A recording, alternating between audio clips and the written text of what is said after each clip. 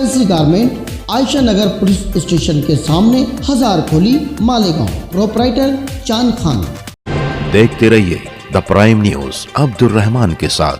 शहर में बढ़ती गुंडागर्दी, कत्ल, गारतगिरी ने आम शहरियों की नींद उड़ा दी है। रोजाना शहर के किसी न किसी हिस्से से कोई न कोई नाखुशगवार वाकया वारदात सामने आती रहती हैं। आज बरोज एतवार और पीर की दरमियानी शब में नया इस्लामपुरा इकबाल डाबी इलाके में उस वक्त खौफ राज फैल गया जब पावरलूम मजदूरी करने वाले एक नौजवान नौउम्र के मर्डर की खबर इलाके में फैल गई। उस नौजवान की खून में लथपथ लाश को देखने के बाद फौरन आयशा नगर पुलिस स्टेशन को इसकी इत्तला दी गई। इत्तला मिलने के बाद पुलिस अमला जाए वारदात पर पहुंचा और तहकीकात में जुड़ गया। मिली तफसीलात के मुताबिक नौउम्र नौजवान मोहम्मद मुबीन, जो पेशे से पावरलूम मजदूर था और इद्दू मुकादम चौक रमजानपुरा का साकिन था, जिसके वालिद का नाम मुन्ना जहरीला बताया जा रहा है, वो नौजवान नया इस्लामपुरा में इकबाल डाबी के कारखाने के पास रात के औकात में लूम चलाया करता था। आज भी हस्ब मामूल अपने लूम कारखाने में अपने काम को अंजाम दे रहा था। तभी उसे चाय की हजत महसूस हुई,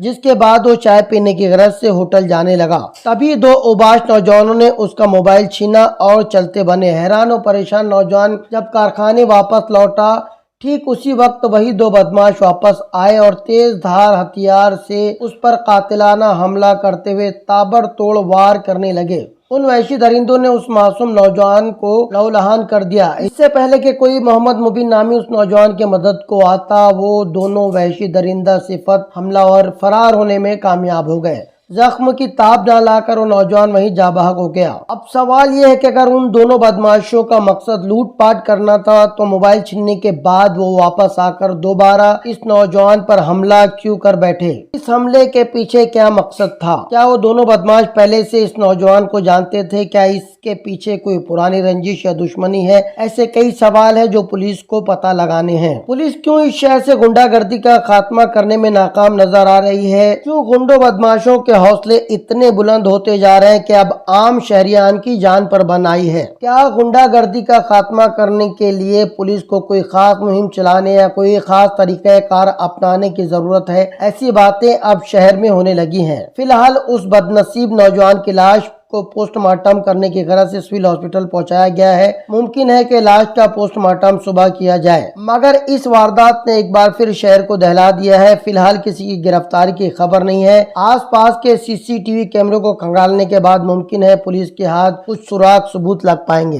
द प्राइम न्यूज के लिए अब्दुल रहमान की रिपोर्ट।